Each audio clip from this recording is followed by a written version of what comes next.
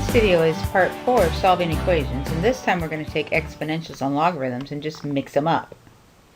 So we start off here with a logarithmic equation.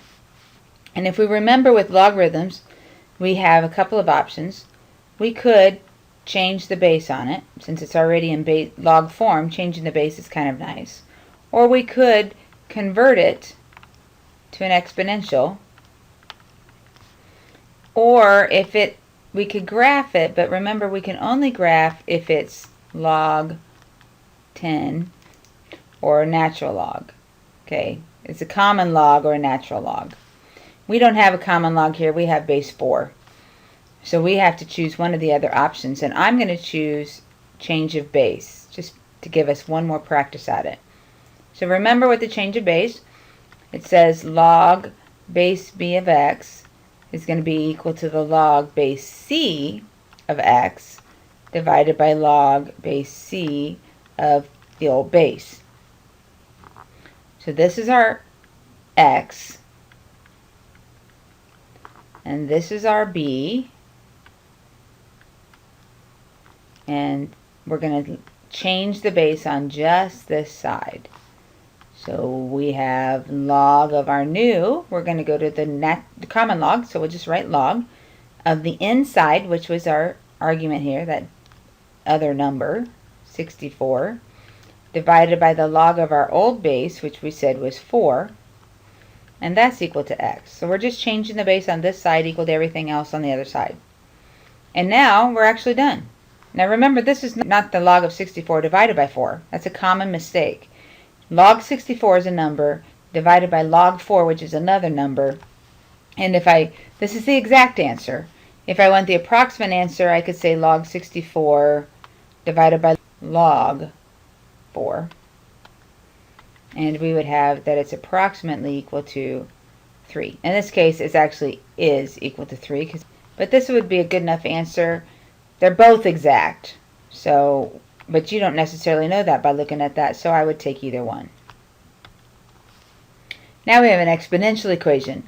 And remember, with exponential equations, we have the choice that we have to get b to the x by itself. Then we have to do that first. But then we have choices. We could convert it and change the base. Or we could take the log or natural log of both sides. Or we could graph. Well, I'm going to choose this time to take the log or natural log of both sides. But we have to get x by itself first. B to the x by itself first. So this is what I'm going for. And to do that, this 10 is the farthest away from that 5 to the x. 2 is right next to it. This has got plus 10, so it makes it farther away, so it's an outer layer. So we have 2 times 5 to the x is equal to 16 minus 10 will be 6. Then we divide both sides by 2 because we have to get, again, this 5 to the x all by itself. Now we have 5 to the x all by itself, and 6 divided by 2 is 3. I'm going to take the log or natural log of both sides.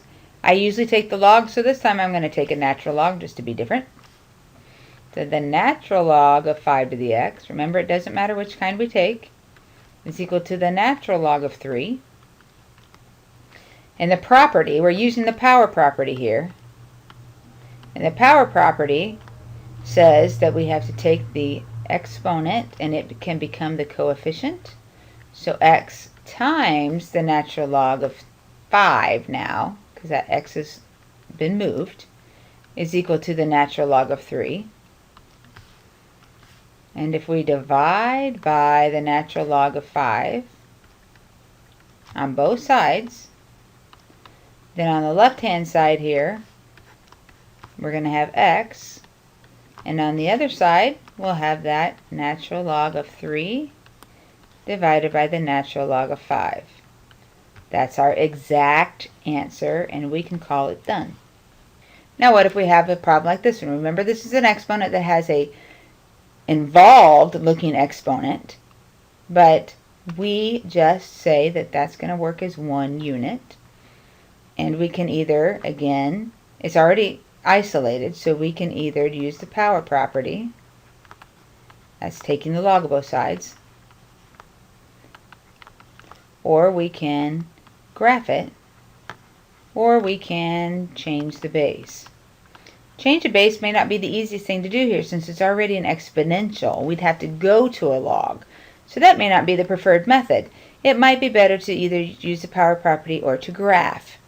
Actually, because I got this involved thing, maybe we'll use a graph. Let's use a graph. Just to try all the different ways we know how. So 2 caret, and then we got to put it in parentheses because we've got terms in our exponent. 3x minus 1. Close the parenthesis, and then that's going to be equal to 17. Got to go to my window and make sure that I can go to 17. And y is 17, but I'm only going up to 10 here at y max, so I need to come down to y max and change that. And I'm going to say 25 because I really don't want it to be right at the edge. And 17 is pretty close to 20. So graph it, make sure I can see my intersection. And I definitely will see my intersection. And I'm going to sketch my little graph here so that I can put my work on a paper. This is y equals 17. Here's my intersection point. And the calculator tells me, second trace 5, enter, enter, enter, that is x equal 1.695. So I'm going to say that's approximately 1.7. So x, write that a little bit better, is approximately 1.7 by graph. And finally, I have another log problem. And remember, with log problems, we convert to an exponential, or we can change the base. We've already changed the base, so I want to convert this one. And you start with your base, and then you hop across to get the exponent. Remember, logs are equal to exponents. And that's equal to, hopping back across the equal sign, that x minus 5. Well, 2 to the 5th I know is 32, or you could go to your calculator and put 2 caret 5 if you didn't know that. And so I just add 5 to both sides. And 32 plus 5 is going to be 37, and that's equal to x. And just a quick reminder, whenever you want to check, you can go back to this original equation and say, well, 2 to the 5th is supposed to be equal to 37 minus 5. And in your calculator, main screen, 2 caret 5 is 32. And we all know that 37 minus 5 is 32. So we can accept that x is equal to 37.